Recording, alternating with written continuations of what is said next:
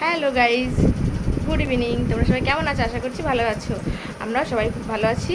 Welcome back to my channel. তো দেখো, সবাই রেডি হয়ে গেছি। সবাই না, মানে আমি, বাবু, দিদি আর পুচকি রেডি হয়ে গেছি। মা যাবে না, প্রচণ্ড গরম, বেরোনোর কোনো মানে কি বলবো পরিস্থিতি নেই। তো তবু রেডি হয়ে গেছি। বাবু বলছে যে এক জায়গায় একটু ঘুরতে নিয়ে যাবে, তো সেই জন্য তাড়াতাড়ি করে রেডি হয়ে পড়লাম। এখন 5টা বাজে, 5টার সময় আমরা এখন বেরোবো। তো কী বলতো, দেখো নর্মালি সেজেছি, একটুও সাজিনি, কারণ এতটা গরম, মানে সাজার কোনো মানে ইচ্ছা কিছু নেই। ওই জন্য একদম সিম্পলভাবেই যাবো, তাহলে একটু আরাম বোধ মানে পাবো। তো যাই হোক, চলো রাস্তা যেতে যেতে কথা হবে। তো চলো বেরিয়ে পড়ি, না না হলে সন্ধ্যা হয়ে যাবে। এই দেখো, আমরা চলে যাচ্ছি, প্রায় এসে গেছি। আর পুচকি কি খাচ্ছ তুমি? বিস্কুট। কি বলো তো, ঘুম থেকে উঠে পর নিয়ে চলে এসেছি। তো তো ঘুম থেকে উঠে তো কিছু খাই আজকে। হ্যাঁ, কি খাও? তো আজকে তো সেই সময়টা হয়নি, মানে ঘুম থেকে উঠে পর নিয়ে চলে এসেছি। তো সেই কারণে দিদি বলছে বিস্কুট নিয়ে যাই, গাড়িতে বসে বসে খেতে খেতে যাবে। জল নিয়ে এসেছি, তো চলো সঙ্গে থাকো। তো দেখো, আমরা মন্দিরে এসে পড়েছি, আর সবটা ঘুরে ঘুরে দেখবো আর তোমাদেরকেও দেখাবো। ঠিক আছে, আমি তো কোনোদিন আসিনি, কিন্তু পয়লা বৈশাখ নাকি এখানে খুব বড় অনুষ্ঠান হয়। প্রায় 1-150 মানে ডাঙ্গাপাটির যে দল হয়, সেই দল আসে। খুব বড় মৎসব হয়, জানো না, খুবই সুন্দর হয়। আমি এখনও কোনোদিন মানে আমার আসা হয়নি, মানে আমি তো সেই সময়টা এখানে আসতে পারি না, তো আসা হয় না। মা, বাবু, দিদি ওরা আসে, তো ওনাদের মুখেই শুনেছি। তাই দেখো, খুব সুন্দর, মানে বলার মতো নেই। যে ওই যে উনি ওই তখন প্রসাদ দিল, উনি বলছে পয়লা বৈশাখের দিন আসবে, খুব ভালো মানে এখানে অনুষ্ঠান হয়।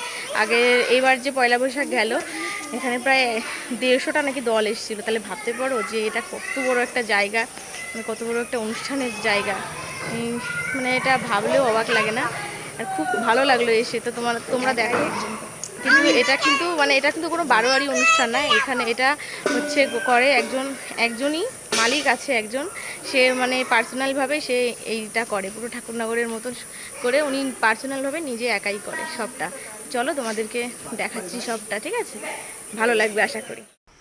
তো দেখো, মন্দিরটা তোমাদেরকে মানে দূর থেকে একটু দেখাচ্ছি। মন্দিরটা কিন্তু খুব সুন্দর, মানে কি বলবো, তোমরা দেখলেই বুঝতে পারবে যে কতটা সুন্দর। তো আমি একটু জুম করেও দেখালাম। দেখো মন্দিরের উপরে কত ঠাকুর, খুবই সুন্দর। আমার তো খুব ভালো লেগেছে, মানে কি বলবো। ভাগ্যিস বাবু এনেছিল, জোর করে আসতে চাইছিলাম না গরমে, তো বাবু জোর করেই এনেছে। বললো যে চল, তোদেরকে ভালো লাগবে। তো দেখলেই তো, বাবু আর পুচকি ঠাকুর মন্দিরের সামনে ওখানে গেল। আর আমি তোমাদেরকে একটু এই যে সাইডে এখানেও ঠাকুর দেখো, কত সুন্দর করে, মানে এত সুন্দর করে সেট করা, মানে খুব ভালো লাগছিলো দেখতে। আমি তো সামনাসামনি দেখছিলাম, আরও বেশি ভালো লাগছিলো। তো ভাবলাম যে তোমাদেরকেও একটু দেখাই। আমি একা কেন দেখবো, একা দেখলে না কোনো কিছুই মজা পাওয়া যায় না। আর এই দেখো, আমরা যেই এসছি না, এই যে ইনি মহিলাটা খুব ভালো কথাবার্তা বলে, দৌড়ে এসছে প্রসাদ নিতে। তো বাবু বলছে থাক না, দৌড় মানে এমনভাবে আসছে, তো উনি অনেকটা ভক্তি শ্রদ্ধাভাবেই এসছে, যে মন্দিরে এসে ঠাকুর দেখতে, ঠাকুর দর্শন করতে, তো একটু প্রসাদ তো দিতেই হয়। তো সেভাবে আমরা প্রসাদগুলো নিলাম, ওখানে বসে খেয়েও নিয়েছি।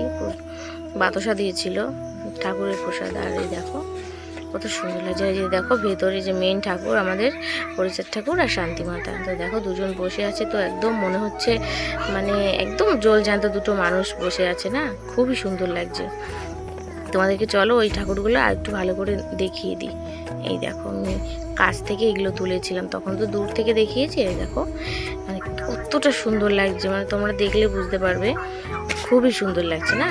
আমার তো খুবই ভালো লাগছিল।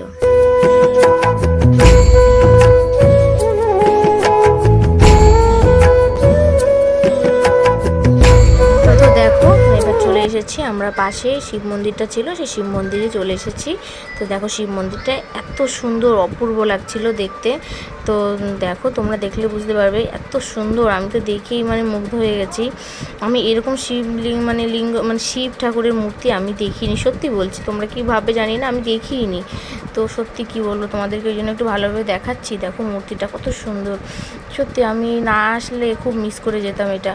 বাবু আমি আসার পর থেকে না অনেক দিন থেকেই বলছে যে চল তোকে একটা ভালো মন্দিরে নিয়ে যাব, সুন্দর মানে দেখার কিছু আছে ঠাকুর দেবতা। তো আমি গরমের জন্য বেরোতে চাইছিলাম না, অনেক দিন থেকে বলছি আজ না কাল না পরশু এরকম করছিলাম। তো আজকে বাবু বলাতে মানে বেরিয়ে পড়লাম যে ধুর রোজ প্রতিদিন বলে তো আজকে যাই। তো বললাম চলো ঠিক আছে যাই। এই গরমে না বন্ধুরা আমার কোথাও বেরোতে ইচ্ছা করে না, এতটাই গরম। তো না আজকে আর না বেরিয়ে পারলাম না, এতবার করে বাবু বলে। তো দেখো আমি ঠাকুর মানে ভোলে বাবাকে নমস্কার করলাম, আর ভোলে বাবার পা ছুঁয়ে নমস্কারটা করলাম। তো দেখি যে ভোলে বাবার ওখানে না মানে দক্ষিণা দেওয়ার মানে ইয়েটা আছে, মানে আমি খুঁজছিলাম এসে যে কোথায় একটু দক্ষিণা বা পয়সা কিছু দেব। তো মন্দিরে এসে না আমি প্রণামীতে কিছু না দিতে পারলে আমার একটুও ভালো লাগে না। আমি যেখানেই যাই না কেন আমি খুঁজি কোথায় আমি একটু দক্ষিণা পয়সা কিছু দেব।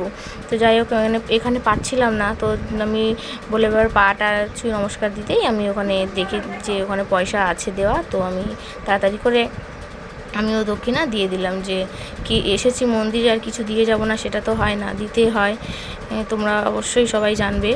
তো দেখো আমি দিয়ে মানে কি বলবো, এসে আমি আমার মনটা শান্ত হয়ে গেল, খুব ভালো লাগলো এখানে এসে সবটাই সুন্দর দৃশ্য। আর এই দেখো সেই বাড়িটা যে মানে অনুষ্ঠানটা করে সেই বাড়ির মানে সেই অনুষ্ঠানের মালিকের বাড়ি, ওইটা পেছন দিক ছিল আর এটা সামনের দিকটা। তো দেখো ইনি হলো অনুষ্ঠানটা করে এনার বাড়িতে। তো শুনলাম যে ইনি নাকি ভবিষ্যতে এখানটায় মানে ঠাকুরনগরের তীর্থস্থানটা বানাবে ঠাকুরনগর। তো বন্ধুরা কেমন লাগলো আমার ভিডিওটা, সব কিছু দেখতে কেমন লাগলো, মানে ঠাকুরগুলো তো অসাধারণ ছিল, তোমরা দেখলেই মানে সত্যি খুব ভালো লাগলো।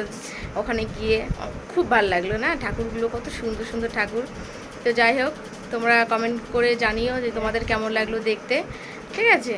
আর আমি ভিডিওটা আমি এখানে শেষ করছি। তো বাই, টাটা।